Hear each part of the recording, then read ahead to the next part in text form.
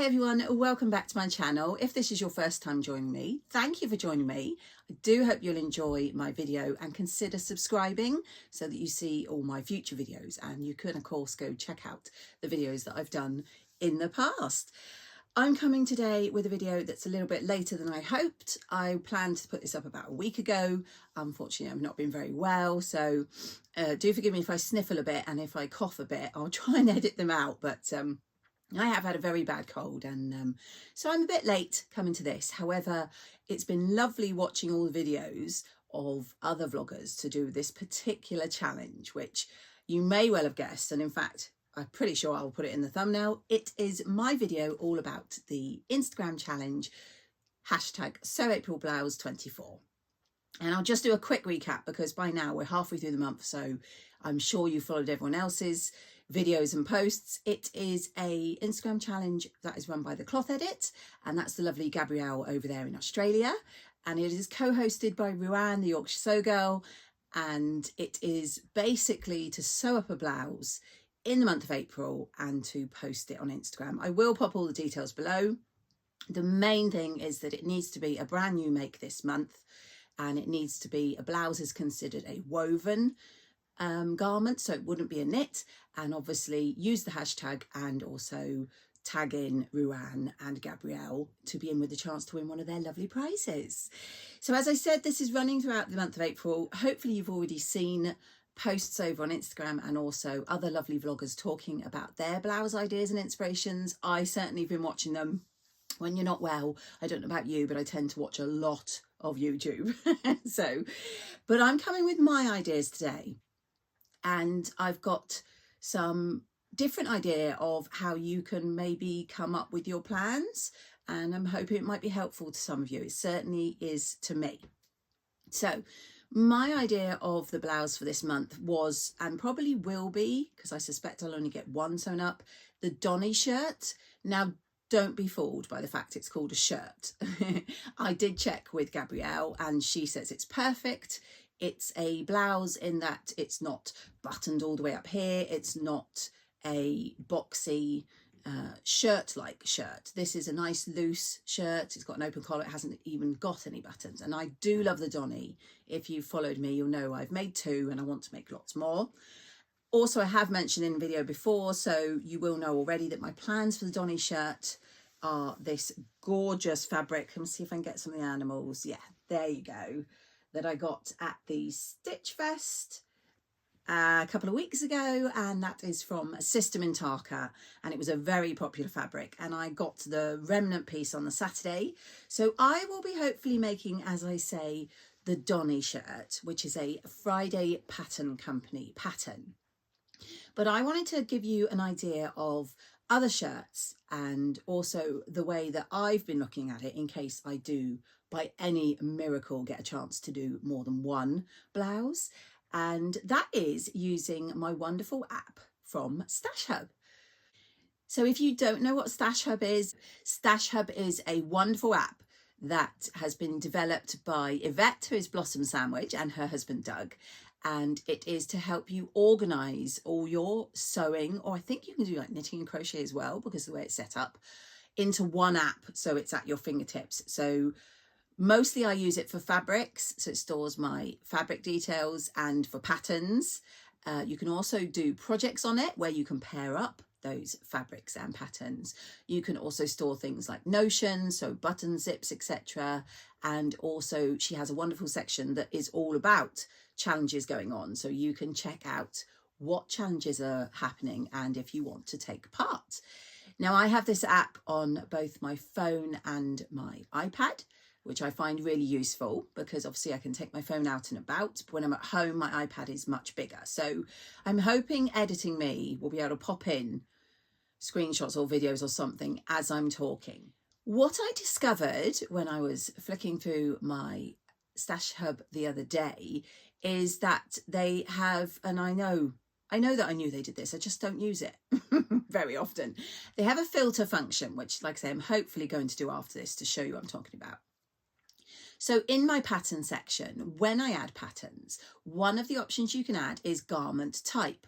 So as you build up your collection, you'll put in dress, dungarees, skirt, trousers, blouse, etc. And then what you can do is actually filter on those items. So I basically just went into my pattern part of the app and I filtered on the word blouse under the garment type, and voila, hopefully it will show here, up popped my blouse selection for me to have a good old look and a think about what I'd like to sew if I get a chance to do something as well as my Donny shirt.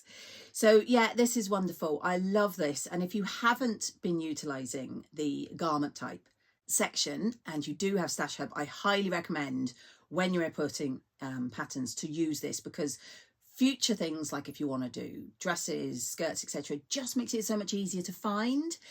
So when I did this, a few ideas popped into my mind that I would like to do. Now, realistically, as you know, I am a slow sewer, and so I will probably only get the one item done. But this doesn't mean that I can't do blouses after April, of course. The wonderful thing about these challenges is it gets you inspired to make things. So even if you don't do it within the challenge dates, you've got it in mind to do. So on these, hopefully you'll have seen items I could choose from. There were a few that jumped out at me that I wanted to share with you. The first is the lovely Ava blouse, which I was a tester for the dressmaker's closet. It is a pussy bow type blouse, and when I originally tested, there were two versions. There was a very thin tie, which made it more like just a tie top, and that's what I tested. And hopefully I'll pop in the photo here, and I do love that version. I then later, last year, when we were as the team of ambassadors for Jane at the Dressmaker's Closets, doing a little challenge of making up some of her patterns on certain months. And this month in particular, we made up the Ava blouse. So I made it with the bigger ties and more like your traditional pussy bow blouse, using this gorgeous fabric from Minerva with these cats on. And I love this blouse. It's nice and simple, but it looks really classy, I think.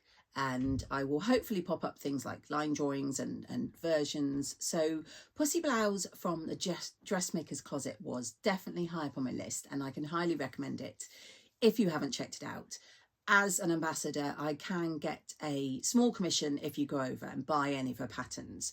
Doesn't cost you any extra, but I will pop my link in the description below should you like to take a look at this blouse or any other of Jane's patterns. So that was the second thing, apart from obviously the Donny shirt. The third blouse I was seriously considering, which I think other people have mentioned to do with this challenge, is the Marnie from Tilly and the Buttons.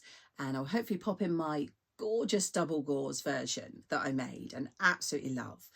And what I was thinking, because this pattern it's wonderful in that it can be firstly a blouse or a dress, and secondly it can be all the bells and whistles with the frills and the undulating tucks on the front and the frill on the collar, undulating tucks on the sleeves, or it can be more plain where you don't do the frill on the collar, you don't do any of the tucks, you don't do the extra flounce bits on the side. And that's the version I'm thinking. In a more drapey, maybe viscose type fabric would be lovely. My friend Angela and Ruan and lots of other people have made some gorgeous versions. So the Marnie by Tilly and the Buttons would be my third choice.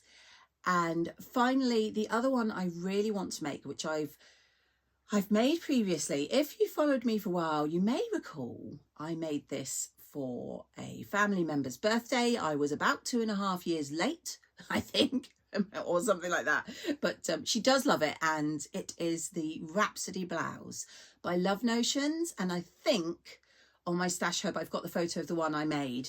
I put it on, but it was for my lovely family member. And you may have noticed in my StashHub I tend to do that. I don't know what everyone else does with their StashHub, but if I have a pattern that I want to put in there that I've made, rather than putting the cover version, I tend to put the one I've made, because I think, oh yeah, that's the one I made, I love it, you know. I find that really useful. Anyway, I digress.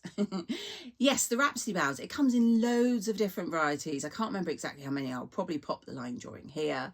But I do love the floaty, semi-fitted, but also loose and flattering. It can come with ties, it can come without ties. I think it has numerous sleeve options.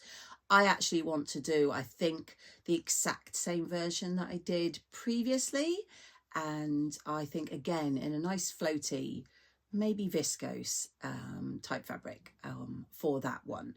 And like I say, that is the Rhapsody blouse by Love Notions. So I know this is very quick, but as it's now the middle of April and I planned to do this a week ago, I wanted to make sure I got this out there so that you could get some ideas and to also hold myself accountable, because that Donny shirt in this fabric needs to be made. So I'm going to wash that today ready. And hopefully also, if you use StashHub, it's giving you a little bit of a idea of other ways you can utilize the hub to get the most out of it. I find it's wonderful.